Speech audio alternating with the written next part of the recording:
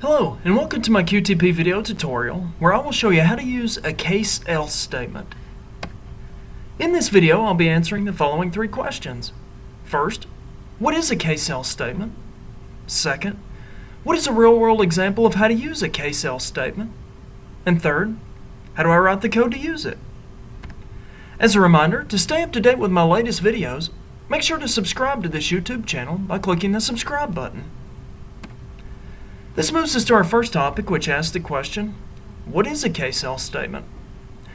A case-else statement is used when you would like for something to happen if a condition is met. However, if none of the conditions were met, do something else as a last resort. This moves us to the second topic, which asks the question, what is a real-world example of how to use a case-else statement?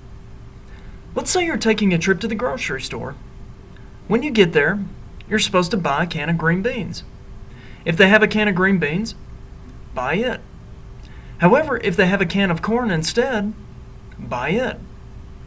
As a last resort, buy a can of beets in the event neither green beans nor corn is available.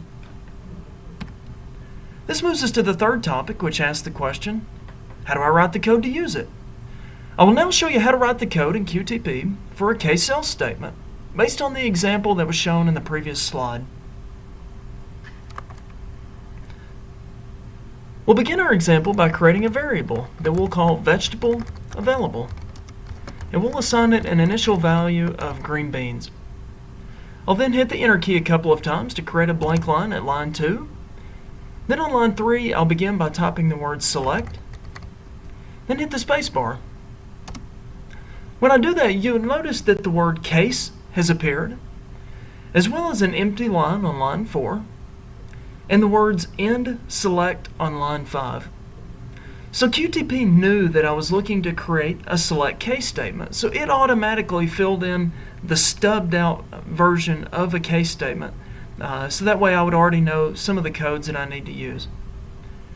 I now need to type in the name of the variable that we'll be using as our condition checker. And for this, we'll use the variable that we created on line 1, which again is vegetable underscore available.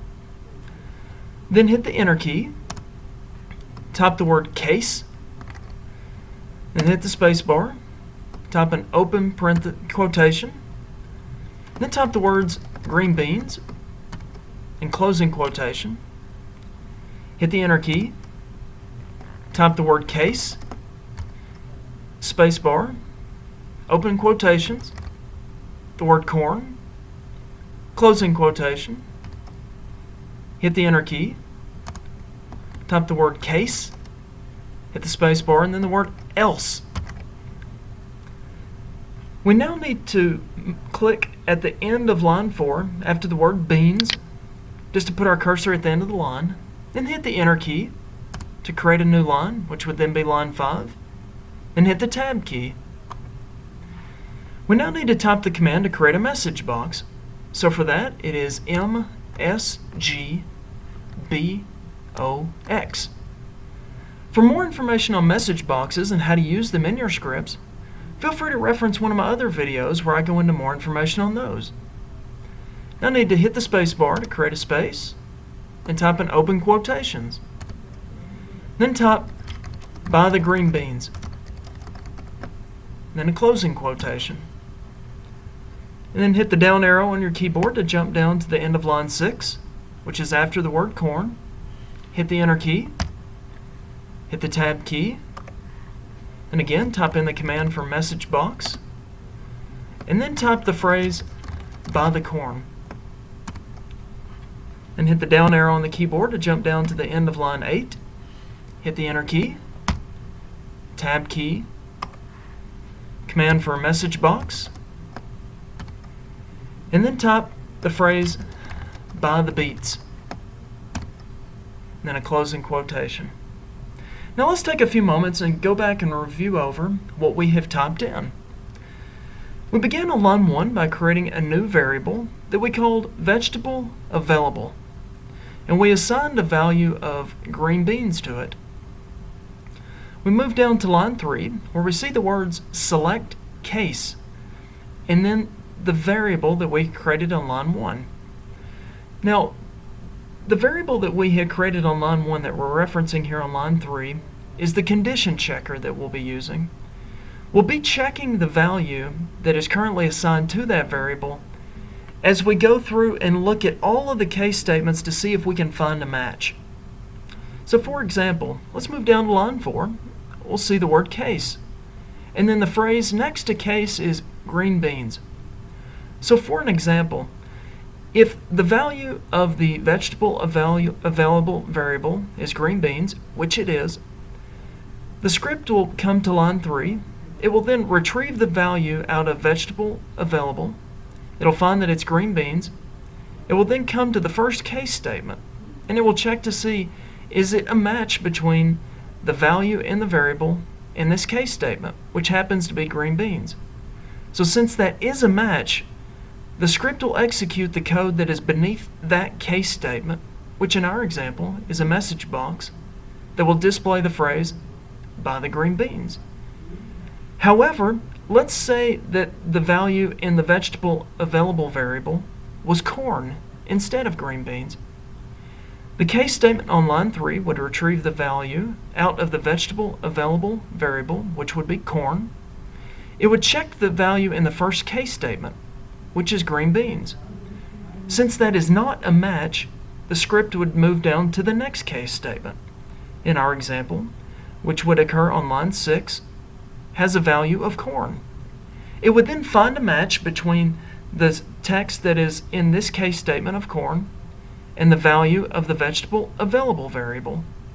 It would then execute the code on line 7, which is a message box, to buy the corn. However, let's say that the value in the vegetable available variable was something other than corn and green beans. Let's say it's hominy, for example. So what would happen? The script would come to line 3, retrieve the value of the vegetable available variable. It would find that it's hominy. It would then come in and check the first case statement, which is green beans. Since that is not a match, it would proceed to the next case statement, which is corn. It would not find a match there either. So since we have a case else statement at line 8, what that tells the script is if neither of the two conditions above were a match, execute the code that is on line 9 as a last resort. So in our case, if neither green beans nor corn is set as the value in the vegetable available variable, we will pop up a message box that will say, buy the beets, as our last resort. Let's go ahead and run the script now. And we'll walk through this step by step, and we'll begin by running a scenario where the variable value is green beans. Line 1 is retrieving the value of the variable. Line 3 is checking the value of that variable against the case statements. Since it has found a match in the first case statement, it will pop up a message box that will say buy the green beans. Now let's run another scenario where we change the value of the vegetable available variable to corn.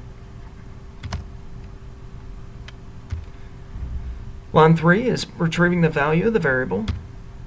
As you notice, it skipped over the case statement at line 4 and went straight down to the case statement at line 6, found a match for corn, and then is now getting ready to execute the code at line 7. We see the message box for buy the corn. Let's now change the value of the vegetable available variable to hominy. Let's run our script again. As we can see, line 3 will retrieve the value of the variable. And since it did not find a match in either of the two case statements, which again were green beans and corn, as a last resort, it will execute the code that is underneath the case else statement, which is a message box that will say, buy the beets, which we see now. This now concludes our video where we've answered the following 3 questions. First, what is a case else statement? Second, what is a real-world example of how to use a case else statement? And third, how do I write the code to use it? As a reminder, to stay up to date with my latest videos, make sure to subscribe to this YouTube channel by clicking the subscribe button. Thank you, and I hope that you have a great day.